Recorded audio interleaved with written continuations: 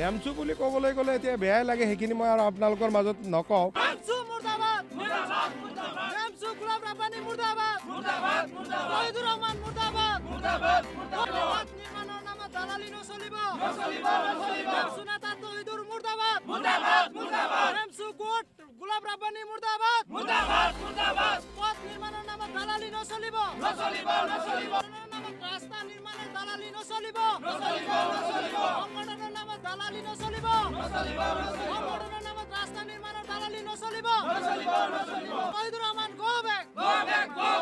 যিসকলে বাধা দিছে সেইগিলা মানুহতে এইটো ৰাস্তাত নচলে, আমাৰহে চলিব লাগে।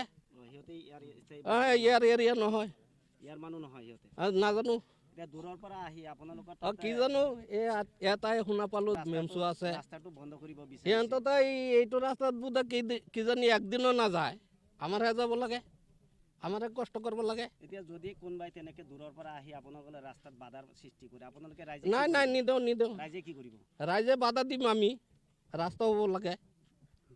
দুৰ্নীতি কৰা বুলি কৈছে, তেওঁলোকে ইয়াতে আহি ঠিকাদাৰক লগ ধৰিছিল, ঠিকাদাৰক কৈছিল যে কিবা পইচা পাতি কথা কৈছিল, তেওঁ অমান্তি হোৱাত তেওঁ আকৌ বিদ্ৰোহ কৰিছে। গতিকে ৰাইজেতো বিদ্ৰোহ কৰা নাই, তেওঁ সংগঠনৰ ল'ৰা, গতিকে তেওঁৰ কথাত আমি ৰাইজে নামানো। আমাৰ কথা হ'ল ৰাস্তাটো হৈছে ভাল আৰু কামো ভাল হৈছে। ইটাবিলাক আমি দেখিছোঁ, ৰাইজেও দেখিছে, ইটাবিলাক 1 নম্বৰ ইটা ৰোলাৰ কৰিছে, চেনকেবল পলাইছে, তাৰপিছত পানীও মাৰিছে আৰু লেবাৰৰ কাম কৰি আছে, আমি সকলোৱে দেখি আছোঁ। গতিকে এইটো ৰাস্তাত সিহঁতে যদি কিবা দুৰ্নীতি আছে ঠিকাদাৰক ক'ব লাগিছিল বা ডিপাৰ্টমেণ্টক ক'ব লাগিছিল। অকলে ফটো মাৰি দিয়াটো আমি নামানো আৰু এইটো আমি নস্বাত কৰিছোঁ। আৰু আমি আমাৰ MLA ছাৰক ধন্যবাদ জনাইছোঁ, ইমান দিনৰ পৰি থকা ৰাস্তাটো আমাক কৰি দিলে, তেওঁক আন্তৰিকে ধন্যবাদ জনাইছোঁ। এইটো এটা চক্ৰান্ত হৈ আছিল, তেওঁ পইচা খোজাৰ কাৰণে আৰু MLAৰ এগেইনষ্টত কিবা কৈছে, সংগঠনটোৰ নাম ক'ব পাৰিব আপুনি? নেমচু বুলি কৈছে আৰু গতিকে এইটো আমি নাজানো, তেওঁ খোজা বুলি শুনিছোঁ আৰু গতিকে আমাৰ তৰফৰ পৰা তেওঁ বিচাৰ লাগে আৰু ৰাস্তাটো আমাৰ হ'ব লাগে। ৰাস্তাটো ঠিকাদাৰ বন্ধ কৰিছে, গতিকে আমি তেওঁক অনুৰোধ কৰিছোঁ ৰাস্তাটো আমাক কৰি দিব লাগে। আৰু DC ছাৰক আৰু CO ছাৰক আমি অনুৰোধ কৰিছোঁ যাতে এই তদন্ত কৰি কাম ভাল হোৱা বুলি আমি দেখিছোঁ, তেওঁলোকে লাগিলে পৰিদৰ্শক কৰি আমাৰ কামটো কৰি দিয়ক, এইখিনি আমাৰ মূল কথা। হয়,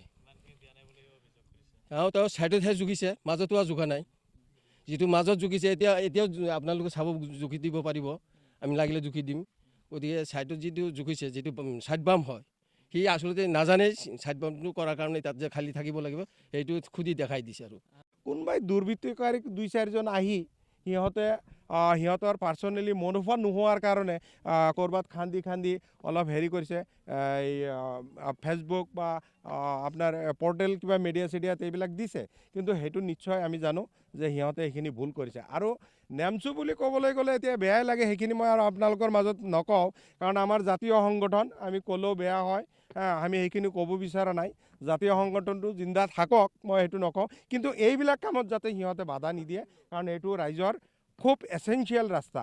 আজি চাওক, সিহঁতে 4-5জন মানুহ ল'ৰাই এইটো কাম কৰিছে। আজি আপোনালোকে ইয়াতে চাই আছে, প্ৰায় 100-150 মানুহ ওলাই আহিছে। কিহৰ কাৰণে ওলাই আহিছে? মাত্ৰ ৰাস্তাটো লাগে। এই বিধায়কজনে যে এই চেংচনটো দিছে, তাৰ কাৰণে আমি বিধায়কক অশেষ ধন্যবাদ জ্ঞাপন কৰিছোঁ, যে এনেকুৱা ৰাস্তা যদি আমাৰ যিজন ঠিকাদাৰে বনাই আছে, এনেকুৱা ৰাস্তা যদি আৰু 2-4টা আমাৰ বিধায়কে দিয়ে, আমি ক'ম যে নেমচু, আমচু আৰু যদি মোচা কোনোবা আছে বা আচু কোনোবা যদি আছে, সিহঁতক মাতি আনি সিহঁতক ভৰিত ধৰি হ'লেও আমি এই কামখিনি কৰাই ল'ম, যে আপোনালোকক কোনো ধৰণৰ ডিষ্টাৰ্ব দিব নালাগে। পাব্লিকৰ যিখিনি তাৰমানে যিখিনি বেনিফিট হয় ৰাস্তাৰ ক্ষেত্ৰত, সেইখিনি আপোনালোকক দিবলৈ আপোনালোকক অনুমতি দিব। কোনো ধৰণৰ পেপাৰ পত্ৰিকাত এইবিলাক লেখা মেলা কৰিব নালাগে। যিহেতু এইটো আপোনালোকে ভালদৰে জানে, MGNৰেগাৰ পইচাটো পাইপলাইনত সোমোৱাৰ পিছত 6 মাহতো হ'ব পাৰে, 2 বছৰ পিছতো পইচা হ'ব পাৰে, কিন্তু ৰাস্তাটোতো লগে হৈ আছে, সেইখিনি আপোনালোকে চিন্তা কৰিব লাগিব।